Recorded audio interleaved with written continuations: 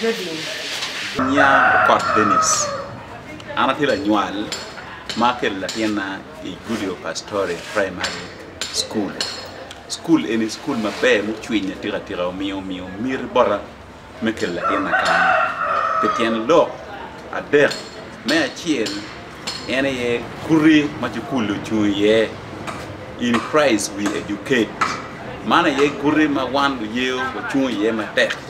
Amira poor foundation body machalo Catholic ma kero kuri me ponye I yeo ma Kristo yang kwere mana ye mi hotel in the food mart of Jesus Christ. Me rio ene ye tela me gangwan me rako la dit motor gangwan Mr. Du Richard kiti ma mege ki management kila dit priest matika doro area ma school di yeni kero gengi ki julu do tela me gangwan ter Mr. Du tiki kelo mirre ma dai ko wan nyura kiano ke ma tek ma da un fonya ki don me der school ti afonyo jema tek ma tigi tego school fonyo chwing ten school fonyo wila ten ki kom na ten me na ten bedo a whole round person na ten bedo na mo chwing ma ka boro fonye ko boro dan kwan chero bedo dana ma kwire tira wa ana foye ma tek le ro nyuru duju me kelo ten ga gan kwan kan pian ke la tini nen gurri kama la teno chung ye la teno chung I gurri me chui la teno chung gurri me wi ki me kom ene we la ten bedo dan chui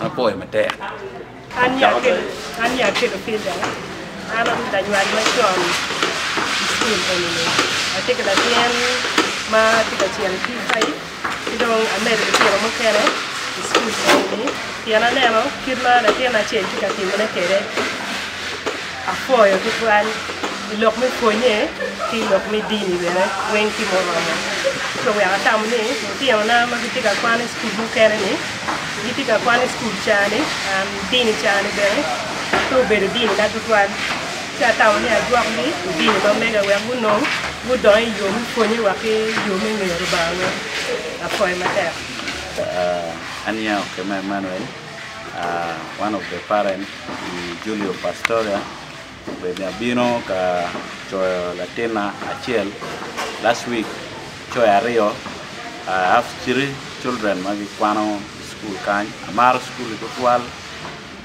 pian building up Luteno spiritually kainano this is one of the school ma di jenge kom deni terre da andeni na katole wa yer school deni ne ke Latina ye wa dong spiritually tunya bed manong la chwech che bena aka register Luteno mega mandong la ten ma geki ma kero mien matin no ne space tie madong tika pongo I request parents ma foot be registering la ten imbela pe ko ni no ma geki ma la ten cha ko kwan en balo kare me don class bot la ten ke la ten registering chon wa nge no mamete ni no cha ko kwan la tinu bera tara cha ko kwan school is school ma ber 12 as I said before primero la tenu nge church kwan kiken en la ten mero la church mana yegi ma pere ter pe nyim pala ten na foyo. Thank you Upland for coming to visit us. As you see we are busy. I want to thank you for coming. I want also to thank you for our partnership that you are really helping us in the partnership.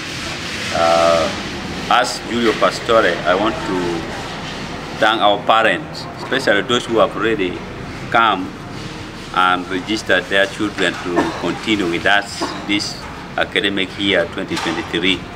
And I also want to call upon other parents who have not yet registered their children to hurry, because if you don't come earlier to register, it will not give us a ample time to plan for your children.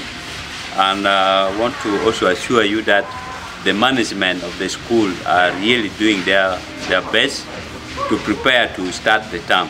As you see, we are making mega renovation of the school. We want to transform and facelift the school and make it a very beautiful school for our children.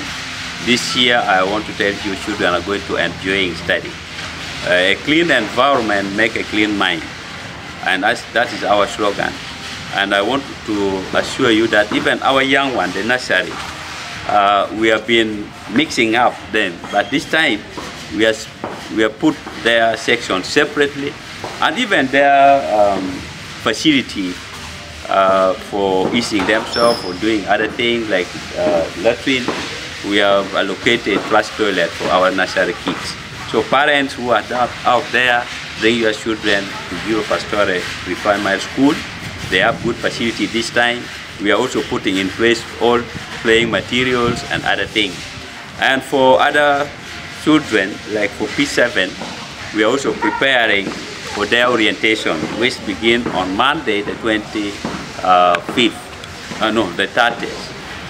Mera for down Wayne, for down Bichu, PTA our supporters, Guilio Pastore. Guilio Pastore is a very good school.